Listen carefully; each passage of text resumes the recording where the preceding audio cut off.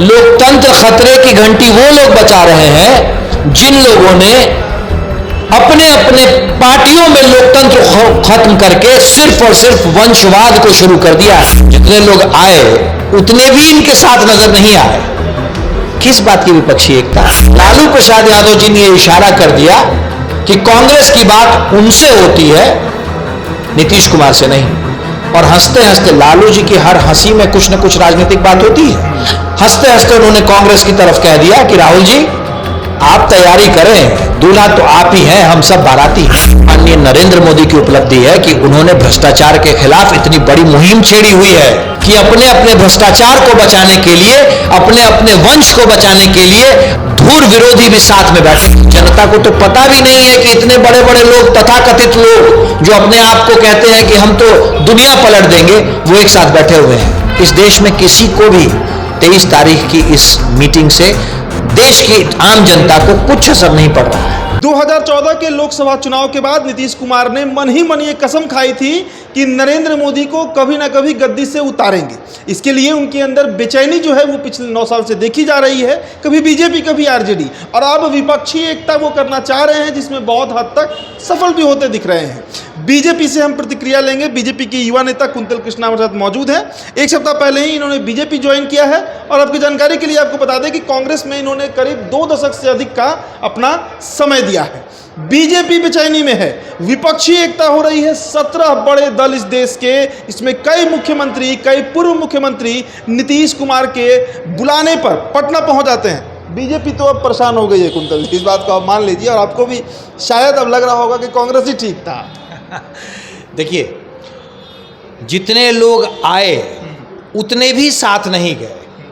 मतलब नीतीश कुमार जी ने पूरे देश में घूम घूम करके बिहार की जनता की गाढ़ी कमाई का जहाज उन्होंने इस्तेमाल किया और पूरे देश में घूम घूम करके न्योता दिया। जितने लोग आए उतने भी इनके साथ नजर नहीं आए। किस बात की विपक्षी एकता? साथ तो बैठे हुए थे सब लोग, भाई डिस्कशन हुआ है 2-3 घंटे तक। बिल्कुल सही बात कहा आपने। 4 घंटे तक चाय नाश्ते के बाद जो प्रेस कॉन्फ्रेंस हुई, उस प्रेस कॉन्फ्रेंस में अरविंद केजरीवाल साहब और स्टालिन साहब नजर नहीं आए। किस बात की विपक्षी एकता? पहली बात। दूसरी बात, 12 तारीख से 23 तारीख दी गई कि साहब 23 तारीख को बड़ा धमाका होगा। 23 तारीख की मीटिंग हुई, चाय समोसा चला, अच्छी बात है। उसके बाद जो प्रेस कॉन्फ्रेंस हुई उसमें फिर एक नई तारीख दे दी गई। तो ये तारीख पे तारीख तो दे रहे हैं, परंतु नीतीश कुमार जी ने जो लंबा चौड़ा जो सपना देखा था, साहब उन्हें संयोजक बना दिया जाएगा, उन्हें नाम एक तय कर दिया जाएगा कि इस बारात के दूल्हा यही हैं, ऐसा कुछ नहीं हुआ। तीसरी एक बहुत महत्वपूर्ण बात, उस मीटिंग के दरमियान मीडिया से ही बातें निकल के आई। लालू प्रसाद यादव जी ने ये इशारा कर दिया कि कांग्रेस की बात उनसे होती है, नीतीश कुमार से नहीं। और हंसते हंसते लालू जी की हर हंसी में कुछ न कुछ राजनीतिक बात होती है। हंसते हंसते उन्होंने कांग्रेस की तरफ कह दिया कि राहुल जी आप तैयारी करें, दूल्हा तो आप ही हैं, हम सब बाराती हैं। तो साहब माननीय नीतीश कुमार जी के हाथ तो कुछ नहीं आया, न माया मिली न राम, कोई घोषणा नहीं हुई। जो साथ जिनको लेके आए थे, बहुत गाजे बाजे के साथ जिनका स्वागत किया, वो भी साथ में खड़े नजर नहीं आए। तो फिर बीजेपी तो इन सब बातों को जानती थी, क्योंकि हर व्यक्ति यहाँ अपने एजेंडा से आया हुआ है। मैरिज ऑफ कन्वीनियंस की बात थी, हर आदमी कह रहा था कि साहब मेरी बात पहले सुनो। ममता दीदी कह रही थी कि साहब लेफ्ट का कांग्रेस का गठबंधन नहीं हो। यहाँ अखिलेश जी कह रहे थे कि भाई उत्तर प्रदेश मेरे लिए छोड़ दो। केजरीवाल कह रहे थे कि पहले अध्यादेश की बात करो। हमें पता था कि ये सारे लोग जिन्होंने अपने अपने प्रदेशों में जनता को ठगा है, अपनी अपनी जनता को, वो एक महाठगबंधन बनाने की कोशिश में लगे हुए थे। और एजेंडा क्या था? इनकी माने, इनकी सुने तो एजेंडा है कि साहब देश का लोकतंत्र खतरे में है, संविधान खतरे में है, अधिनायकवाद आ रहा है। लोकतंत्र खतरे की घंटी वो लोग बजा रहे हैं जिन लोगों ने अपने अपने पार्टियों में लोकतंत्र खत्म करके सिर्फ और सिर्फ वंशवाद को शुरू कर दिया है। वो लोग जो कहते थे कि राजा का बेटा राजा नहीं बनेगा, उनकी अपनी पार्टियों में और अपने प्रदेशों में जब तक उनकी चल रही है, उनका बेटा ही राजा बनने की तैयारी में है और राजा बनने की घोषणा में है, राजा बनने की रेस में है। पूरे देश के भ्रष्टाचार में आकंठ डूबे वंशवादियों को ला करके नीतीश कुमार एक नया महागठबंधन, महाठगबंधन बनाने की कोशिश में थे। लेकिन कुंतल जी, एक सवाल ये भी है कि आप देखिए, एक ये मतलब इतिहासी एक तरह से हुआ। आप कश्मीर का बात कीजिए, दो धुर विरोधी पार्टी, अब्दुल्ला साहब का परिवार और महबूबा मुफ्ती का, एक साथ चाय पी रहे हैं। बंगाल का आप सीन देख लीजिए, ममता बनर्जी, सीताराम येचुरी, डी राजा साथ में चाय पी रहे हैं।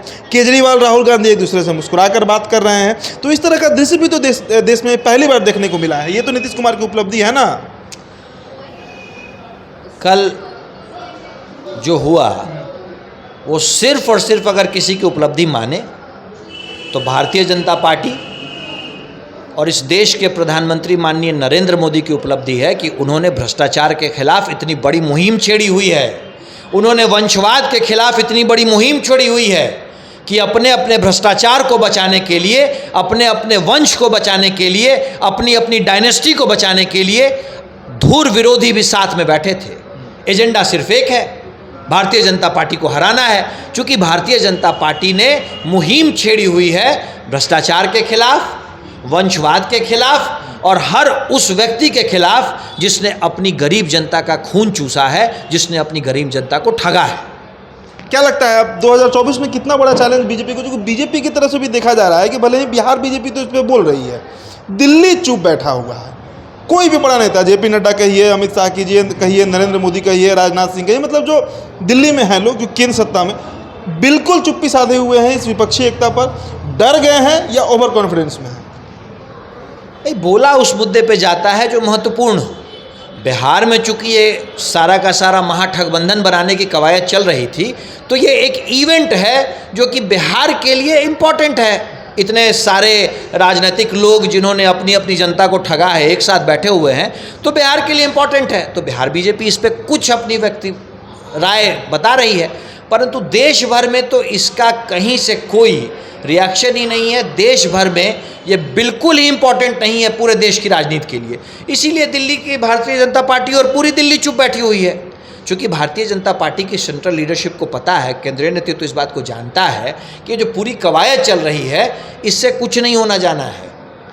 2024 का चुनाव इस देश की जनता सिर्फ और सिर्फ जनता के हित में किए गए कामों को देख के ही करने वाली है। अभी भारतीय जनता पार्टी का महाजनसंपर्क अभियान चल रहा है। भारतीय जनता पार्टी अपने कार्यकर्ताओं के माध्यम से जनता के बीच में पहुंच रही है। और जब एक तरफ पटना में इन लोगों की तथाकथित महाजुटान हो रहा है, उसी वक्त कार्यकर्ता हमारा जनता के बीच में गया हुआ है। और जनता की भावना इस बात पे है कि जनता को तो पता भी नहीं है कि इतने बड़े बड़े लोग, तथाकथित लोग जो अपने आप को कहते हैं कि हम तो दुनिया पलट देंगे, वो एक साथ बैठे हुए हैं। इस देश में किसी को भी 23 तारीख की इस मीटिंग से देश की आम जनता को कुछ असर नहीं पड़ रहा है। लेकिन इनका अपना वोट बैंक तो है ना, जो अगर एक साथ आ जाएगा तो बीजेपी को पछाड़ देगा। नीतीश कुमार कह रहे हैं भाई, रोज कह रहे हैं इस बात। भाई, नीतीश कुमार जी कह रहे हैं ना, नीतीश कुमार जी कह रहे हैं ना। नीतीश कुमार जी तो अभी तक तो नीतीश कुमार जी की पार्टी ये भी कह रही थी कि देश का अगला प्रधानमंत्री कैसा हो। अभी तक तो नीतीश कुमार जी और नीतीश कुमार जी के लोग तो सरेआम कह रहे थे कि नीतीश कुमार जी देश के अगले प्रधानमंत्री के उम्मीदवार हैं, देश के अगले प्रधानमंत्री का चेहरा है। कल तो उन्हें कन्वेनर तक नहीं बनाया गया। हाँ, ये भी एक चर्चा है इस बात। भाई, नीतीश कुमार जी और उनके लोग कह रहे हैं ना, वो व्यक्ति विकास पुरुष, तथाकथित विकास पुरुष ये बात कह रहे हैं कि पूरा देश मेरे साथ आ जाए।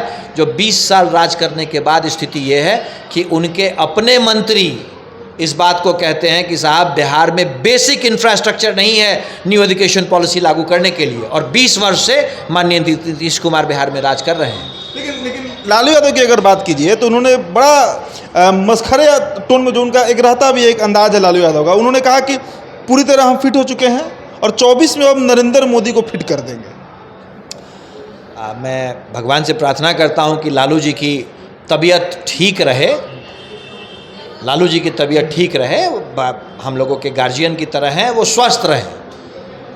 और वो अब कुछ भी उनकी सोच जो भी हो, 2024 में भारतीय जनता पार्टी पूर्ण बहुमत के साथ आ रही है। इस देश के प्रधानमंत्री ने, माननीय प्रधानमंत्री जी ने जनता के लिए जो योजनाएं ज़मीनी स्तर पे जो वो क्रियान्वित कर रहे हैं, उन योजनाओं का असर है कि हमारे कार्यकर्ता जब महाजनसंपर्क अभियान में जनता के बीच जा रहे हैं तो सिर्फ और सिर्फ उन योजनाओं की और हमारे देश के माननीय प्रधानमंत्री की बात और उनकी टीम की बात हो रही है। भारतीय जनता पार्टी ने जो कहा वो भारतीय जनता पार्टी कर रही है। लालू प्रसाद यादव जी स्वस्थ रहें, मेरी यही मनोकामना है, परंतु इस तरह की बातें करेंगे तो फिर तो यही लगेगा कि अभी तक पूर्ण रूप से स्वस्थ नहीं हुए हैं लालू जी। चलिए देखिए, बीजेपी का एक अपना ही कॉन्फिडेंस है। कुंतल कृष्णा है, युवा नेता, ज्वाइन किए हैं बीजेपी, और देखिए कॉन्फिडेंस की 2024 में पूर्ण बहुमत की अभी भी ये बात कर रहे हैं, जबकि देश के लगभग सारे दल एक मंच पर आ चुके हैं सिर्फ एक व्यक्ति से लड़ने के लिए, नरेंद्र मोदी वर्सेस ऑल, यानी नरेंद्र मोदी के खिलाफ पूरी विपक्ष अब एक हो रही है। खैर 12 जुलाई का इंतजार है सबको, क्योंकि 12 जुलाई को ये तय हो पाएगा कि सच में क्या तमाम विपक्षी दल एक मंच पर आएंगे, क्या उनका वोट जुटेगा या क्या फिर से तितर बितर हो जाएंगे। फिलहाल चर्चा में इतना ही, आप बने रहिए। तो बिहार टॉप के साथ बहुत बहुत शुक्रिया।